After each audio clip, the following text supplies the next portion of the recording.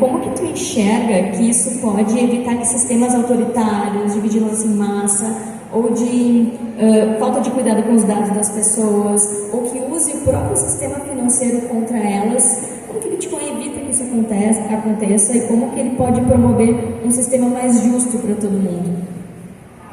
Oi, gente. Disclaimer rápido. All you, my aunts, and don't represent past, present, and future employees.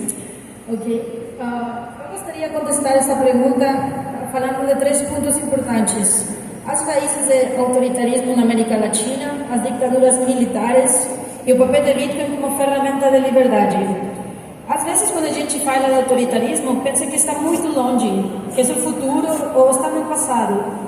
Mas certo que o presente está lotado do passado. A América Latina foram colônias de exploração. Pequenos países da Europa se destruíram as terras e isso criou concentrações de poder, estruturas de poder que ainda são que a gente sente todos os dias. Os donos das terras tinham tanto poder que eles podiam tomar as vidas das pessoas. E o que tem que ver isto? Porque o latino, o brasileiro, o mexicano, não conhecemos privacidade. Quando conhecemos privacidade, não. A gente cambia privacidade por comodidade. Este fenômeno conhecido como mandonismo local ainda faz presente em toda nossa vida. Em torno à América Latina e as ditaduras, parece coisa do passado. Mas você sabia que quase todos os países da América Latina tiveram ditaduras militares? Impressionante. Todos os países da América Latina tiveram ditaduras militares. E que passa? Os direitos humanos foram sistemicamente violados. Milhões de pessoas morreram, certo? E pode dizer, o que tem que ver isto com Bitcoin? É importante porque Bitcoin é uma ferramenta de liberdade. Para mim, Bitcoin é o dinheiro mais maravilhoso que a gente tem.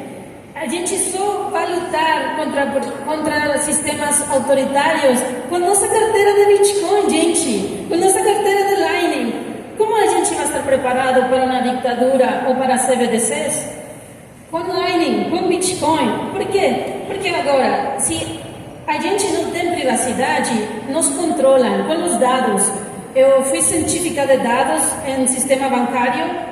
Com os dados, por exemplo, se você está embaraçada, se sua mulher está embaraçada, com os dados das pessoas, eu sei antes que você está embaraçada, que sua família está esperando um filho. Porque com dados, as empresas podem fazer que nós pagamos o que eles querem. Então, latino não conhece de privacidade porque tem uma estrutura de poder muito concentrada e agora com CBDCs eles vão concentrar mais.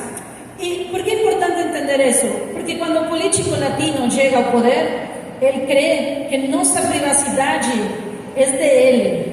Sempre ha sido assim, tem estruturas de poder de muitos anos.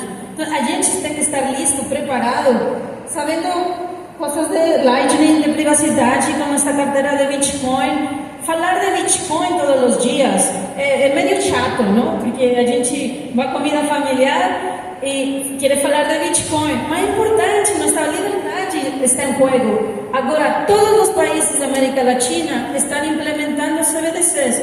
Por quê, gente? Nossos países são os laboratórios do Banco Mundial, do Fundo Monetário Internacional. Basta, gente. E logo eles dizem, não, inovação. Então, a gente é o produto. A gente tem que cambiar isso com a educação financeira de Bitcoin. Boa. A gente está falando aqui de Bitcoin e Lightning e é um sistema que às vezes... Quem aqui já usou Lightning? Boa. Porque a maioria das pessoas conhece o Bitcoin por on-chain. Bitcoin para ganhar dinheiro, mas poucas pessoas debatem o Bitcoin como uma ferramenta de soberania ainda. E eu acho que essa é uma mensagem muito importante, porque é essa ferramenta de soberania que ajuda a evitar esse tipo de cenário que a gente está conversando aqui, né? Porque o que o Correia trouxe é super importante, a gente só dá valor à privacidade, à liberdade financeira depois que a gente perde. E também faz sentido com o que o Luciano falou no início, né? Quantas pessoas perderam a sua liberdade financeira quando o Collor confiscou a poupança lá nos anos 90. Então, acho que a mensagem inicial seria essa: a gente não precisa esperar perder liberdade financeira para começar a agir, para começar a educar as pessoas que estão ao nosso redor, para ensinar como usar e colocar aquela pulguinha atrás do Bitcoin não só como uma ferramenta de valorização, de crescimento financeiro, mas também de soberania, para não permitir que esse tipo de cenário se instale, porque a Dulce trouxe isso muito bem, vem com uma mensagem super bonita de inovação, de programabilidade, de tecnologia, de facilidade e conveniência. Eu acho que é justamente quando a gente entra pela conveniência, às vezes a gente perde muito da nossa segurança e liberdade, né? E aí, eu vejo a camada 1 do Bitcoin, camada on-chain, como uma ferramenta de liberdade financeira e soberania, pensando no longo prazo, nas famílias, como armazenar valor. Mas eu enxergo a rede Lightning como uma ferramenta do dia a dia, para que cada pessoa tenha liberdade para fazer pagamentos e transacionar P2P. Como que vocês enxergam que a rede Lightning pode amplificar essas propriedades do Bitcoin como uma ferramenta de soberania, para que as pessoas negociem entre si? Vocês acham que